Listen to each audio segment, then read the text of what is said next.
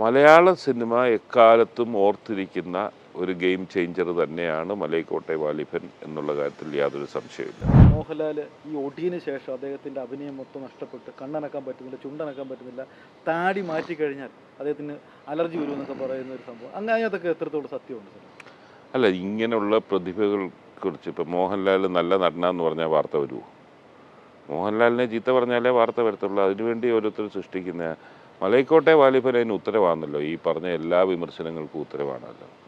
കണ്ണിൻ്റെ മാസ്മരികത പോയി, ചുണ്ടനക്കം പോയി, ഈ പറയുന്നതിനെല്ലാം ഉത്തരം മലൈക്കോട്ടെ വാലിബനിലുണ്ടല്ലോ. അന്നേരം പിന്നെ ഒരു ജീവിക്കുന്ന തെളിവായി വാലിബൻ മുന്നേ നിൽക്കുമ്പം പിന്നെ ഇതിനുള്ള മറുപടി അർഹിക്കുന്നുണ്ട്. തുടരെ ലാലേട്ടൻ്റെ പടങ്ങൾ കുറേ പരാജയപ്പെടുന്നു. പക്ഷേ മമ്മൂക്കയുടെ പടങ്ങൾ പരീക്ഷണാടിസ്ഥാനത്തിൽ വിജയിക്കുന്നുണ്ട്. പ്രമയുഗം പോലെ അതിന് ഉദാഹരണമാണ്. ഈ പരീക്ഷണ ചിത്രങ്ങളെല്ലാം മലയാളികൾ സ്വീകരിക്കുന്നുണ്ട് മമ്മൂക്കയുടെ. പക്ഷേ മോഹൻലാൽ അത്ര സ്വീകരിക്കാതെ എന്തുകൊണ്ടായിരിക്കും? ഞാൻ പറഞ്ഞു, ഒരു സിനിമയും മോശമാകണമെന്ന് ഉദ്ദേശിച്ചുകൊണ്ട് ഒരാളും എടുക്കത്തില്ലല്ലോ. എല്ലാം നല്ലതാകാൻ വേണ്ടി തന്നെയാണ് എടുക്കുന്നത്. ചില പരീക്ഷണങ്ങൾ പാളും, ചിലത് വിജയിക്കും. അന്നേരം മോഹൻലാൽ ഇന്ന കഥ തിരഞ്ഞെടുത്തുകൊണ്ടാണ് അത് മോശമായി പോയെന്ന് പറയുന്നതിൽ അർത്ഥമില്ല. അതിലെന്തെങ്കിലും ഒരു പോസിറ്റീവ് കണ്ടുകൊണ്ടായിരിക്കുമല്ലോ എടുത്തത്. പക്ഷേ മമ്മൂക്ക വളരെ ബോൾഡായിട്ട് കുറേ എക്സ്പെരിമെൻറ്റേഷൻ അങ്ങ് മുതിർന്നു. അത് നമ്മൾ സമ്മതിച്ചു കൊടുത്തേ പറ്റും. അതിന് ഒരു വലിയ സ്വീകാര്യത കിട്ടിയിട്ടുണ്ട്. ഞാൻ പറഞ്ഞതുപോലെ അതേസമയത്ത് തിരിച്ച് മോഹൻലാലിനെ സംബന്ധിച്ചിടത്തോളം മലൈക്കോട്ടെ വാലിബൻ ഒരു വളരെ ചലഞ്ചിങ് ആയിട്ടുള്ള ഒരു എക്സ്പെരിമെൻറ്റേഷൻ ആയിരുന്നു. അത് ഇനീഷ്യലി മനഃപൂർവ്വമാണോ ഇല്ലയോ ഒരു നെഗറ്റീവ് വന്നെങ്കിലും അതിന് ശേഷം ആ സിനിമ കണ്ടവരെല്ലാവരും സംബന്ധിച്ചിടത്തോളം വളരെ പോസിറ്റീവായിട്ടുള്ള അഭിപ്രായമാണ് അതിനെക്കുറിച്ച് പറഞ്ഞത്. മലയാള സിനിമ എക്കാലത്തും ഓർത്തിരിക്കുന്ന ഒരു ഗെയിം ചേഞ്ചർ തന്നെയാണ് മലൈക്കോട്ടെ വാലിബൻ എന്നുള്ള കാര്യത്തിൽ യാതൊരു സംശയമില്ല. അത് ഈ നെഗറ്റീവൊക്കെ ഉണ്ടെങ്കിലും അതിനെ അതിജീവിച്ചുകൊണ്ട് ഒരു മലയാള സിനിമയ്ക്ക് ഇവിടം വരെ പോകാം എന്ന് തെളിയിക്കുന്ന ഒരു സിനിമയായിട്ട് അത് നിൽക്കും. അന്നേരം തീർച്ചയായിട്ടും ആ എക്സ്പെരിമെൻറ്റേഷൻ വിജയിച്ചു എന്നാണ് ഞാൻ കാണുന്നത്. ആദ്യം നെഗറ്റിവിറ്റി വരുന്നത് അത് പല ഘടകങ്ങൾ കൊണ്ടാണ്. ഞാൻ പറഞ്ഞ പോലെ മോഹൻലാലിൻ്റെ നല്ലയാന്ന് പറഞ്ഞതിനേക്കാൾ മാർക്കറ്റ് മോഹൻലാൽ മോശമാണെന്ന് പറയുന്ന ഒരു കാലഘട്ടത്തിൽ അതിന് പലരും ശ്രമിച്ചിട്ടുണ്ടായിരിക്കാം.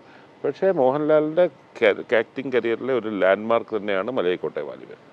എന്നാലും കുറച്ചൊരു ശതമാനം ഈ മോഹൻലാൽ പരീക്ഷണ ചിത്രങ്ങൾ സ്വീകരിക്കാൻ തയ്യാറാവാത്തൊരു സമൂഹമുണ്ട്. ഉദാഹരണം വന്ദനം, ചിത്രം പോലുള്ള ആ ഒരു കാറ്റഗറിയിലേക്ക് മോഹൻലാൽ ഉൾപ്പെടുത്താൻ ആഗ്രഹിക്കുന്ന ഒരു സമൂഹമുണ്ട് ഇപ്പോഴും.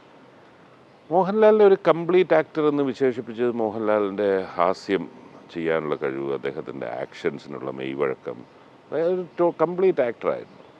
പിന്നെ ഒരു മാസ് ഹീറോ എന്ന് പറയുന്ന ഒരു പരിവേഷമുണ്ടായിരുന്നു. പിന്നെ ഇന്നത്തെ കാലത്ത് മലയാള സിനിമ റിയാലിസത്തിൽ നിന്ന് മാറിപ്പോയിരിക്കുകയാണ്. നമ്മൾ മുൻകാലങ്ങളിൽ ഞാനൊക്കെ കാണുമായിരുന്നു, രജനീകാന്തിൻ്റെ സിനിമകൾ ഏത് വന്നാലും ഞാൻ പോയി കാണുമായിരുന്നു, എനിക്ക് ഇഷ്ടമായിരുന്നു. പക്ഷെ അന്നൊന്നും മറ്റന്യഭാഷാ സിനിമകൾ, തെലുങ്ക് തമിഴ് സിനിമകളൊന്നും കേരളത്തിൽ വലുതായി പോകത്തില്ല. ഒരു വളരെ ചെറിയ ഓഡിയൻസ് അതിനുള്ളൂ.